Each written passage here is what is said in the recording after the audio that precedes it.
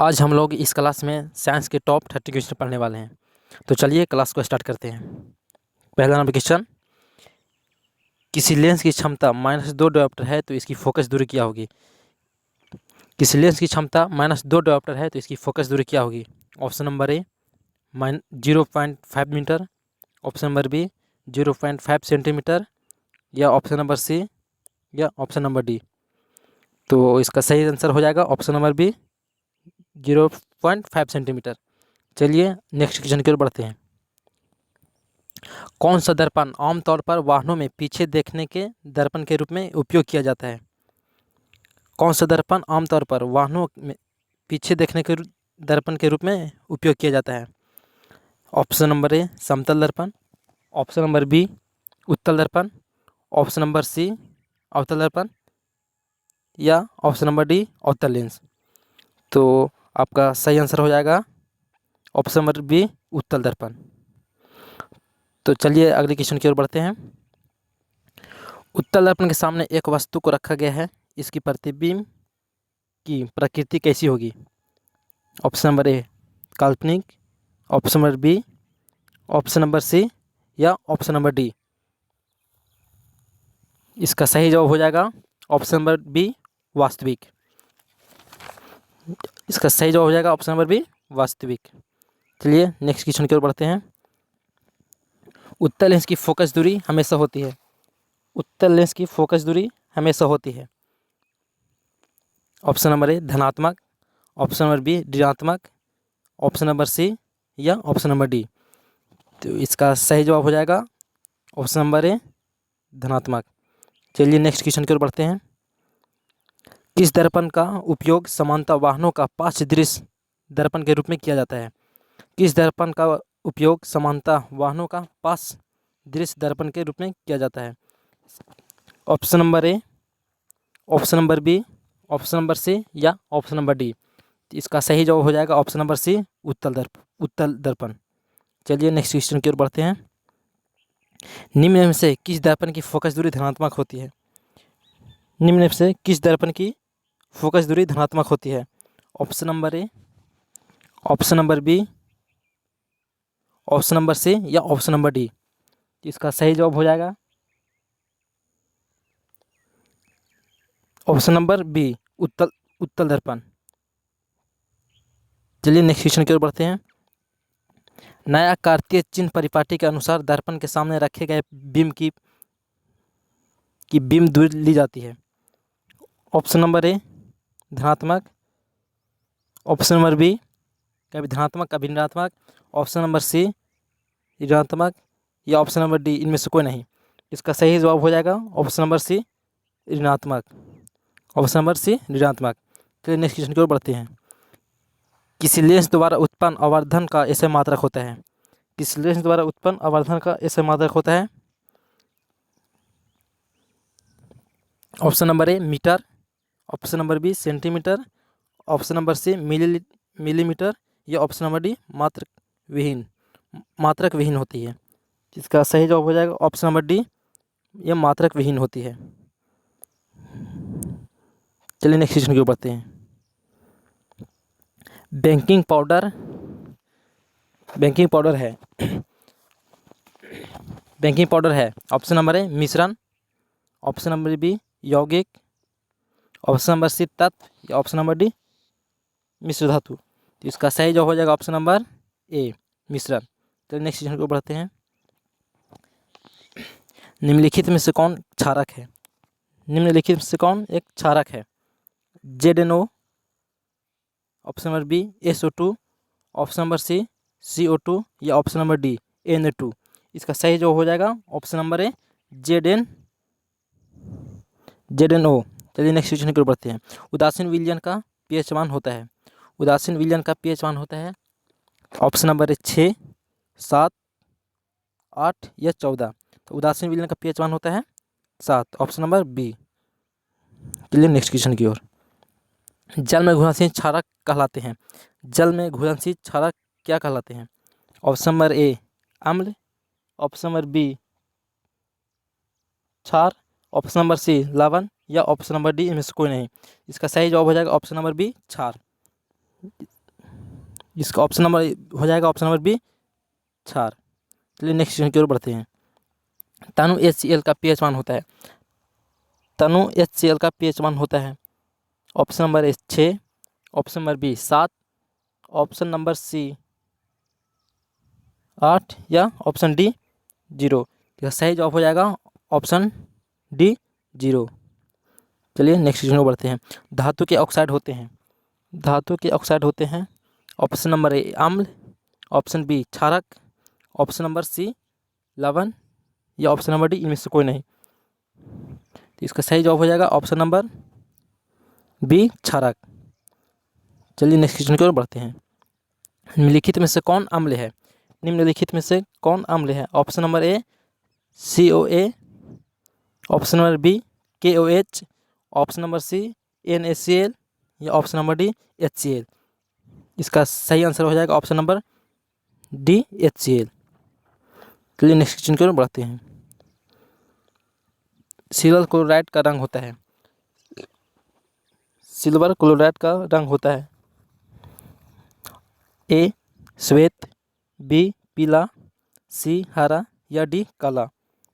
इसका ऑप्शन सही आंसर हो जाएगा ऑप्शन नंबर ए श्वेत। चलिए नेक्स्ट क्वेश्चन की ओर बढ़ते हैं।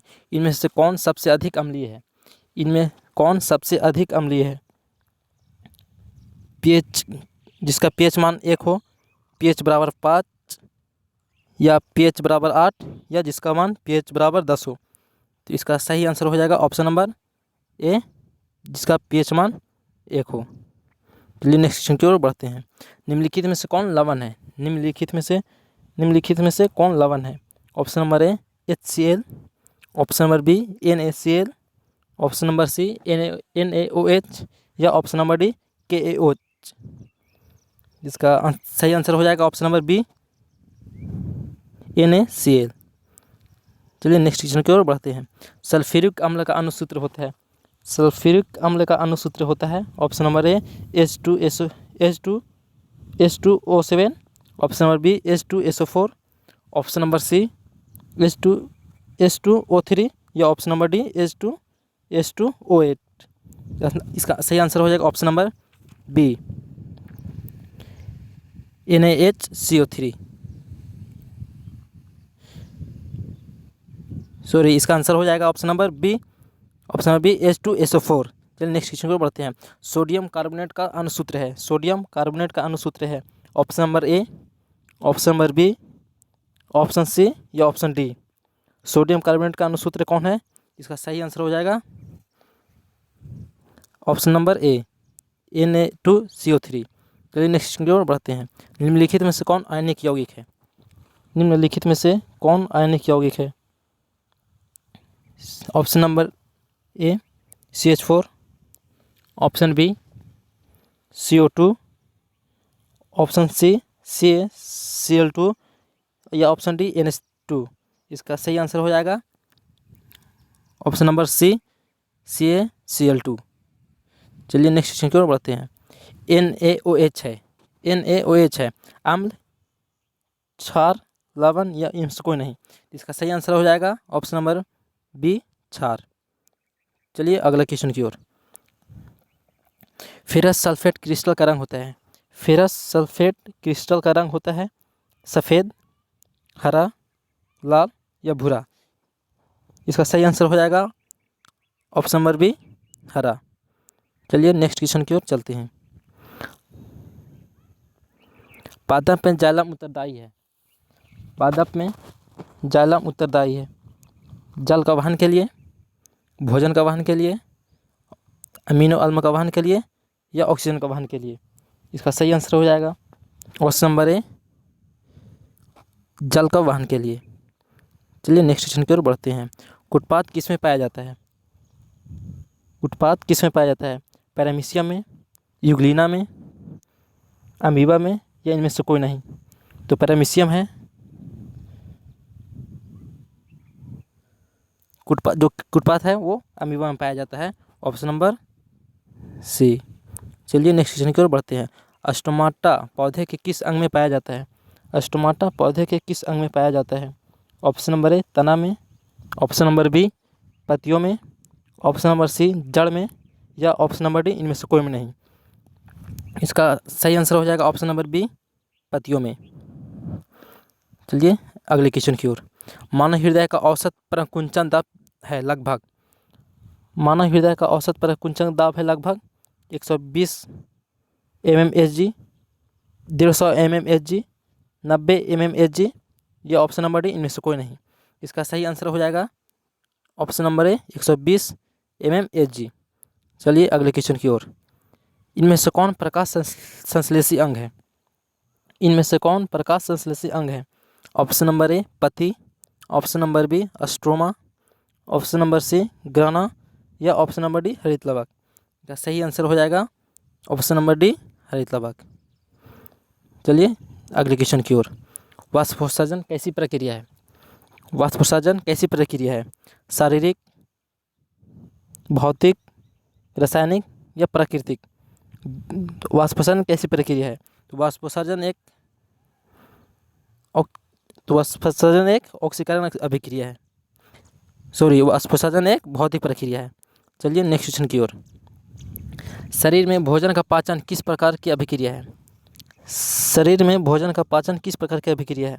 अवकरण अभिक्रिया, ऑक्सीकरण अभिक्रिया, उदासीनीकरण अभिक्रिया, या वैद्युत अपघटन अभिक्रिया? इसका सही आंसर हो जाएगा ऑप्शन नंबर बी, ऑक्सीकरण अभिक्रिया। चलिए अगले क्वेश्चन की ओर। जठर ग्रंथियाँ कहाँ पाई जाती है? जठर ग्रंथियाँ कहाँ पाई जाती है? आँख में, अग्नाशय में, यकृत में, या अमाशय में? जठर ग्रंथियाँ जो है वो अमाशय में पाई जाती है। ऑप्शन नंबर डी इसका सही आंसर है। चलिए अगले क्वेश्चन की ओर। प्रकाश संश्लेषी अंग है। प्रकाश संश्लेषी अंग है पत्ती, हरित लवक, क्लोरोफिल, या क्लोरोप्लास्ट? इसका सही आंसर हो जाएगा ऑप्शन नंबर बी, हरित लवक। चलिए नेक्स्ट क्वेश्चन की ओर। वृक्क के संरचनात्मक एवं क्रियात्मक इकाई को कहते हैं? वृक्क के संरचनात्मक एवं क्रियात्मक इकाई को क्या कहते हैं? नेफ्रॉन, मूत्रवाहिनी, ग्लोमेरुलस, या बोमेन संपुट? इसका सही आंसर हो जाएगा नेफ्रॉन, ऑप्शन नंबर ए। चलिए अगले क्वेश्चन की ओर। खुला परिसंचरण तंत्र किस में पाया जाता है? खुला परिसंचरण तंत्र किस में पाया जाता है? ऑप्शन नंबर ए मनुष्य में, ऑप्शन बी कॉकरोच में, ऑप्शन सी घोड़ा में, या ऑप्शन डी ऊंट में? तो ऑप्शन नंबर इसका सही आंसर हो जाएगा ऑप्शन नंबर बी, कॉकरोच में। ऑप्शन नंबर बी कॉकरोच में। चलिए नेक्स्ट क्वेश्चन की ओर। कोशिका झिल्ली किस प्रकार की झिल्ली है? कोशिका झिल्ली किस प्रकार की झिल्ली है? अपरागमय झिल्ली, परागमय झिल्ली, अर्धपरागमय झिल्ली, या इनमें से कोई नहीं? जो कोशिका झिल्ली है वो है ऑप्शन नंबर सी, अर्धपरागमय झिल्ली। इसका सही आंसर हो जाएगा ऑप्शन नंबर सी, अर्धपरागमय झिल्ली। तो चलिए आज क्लास को समाप्त करते हैं।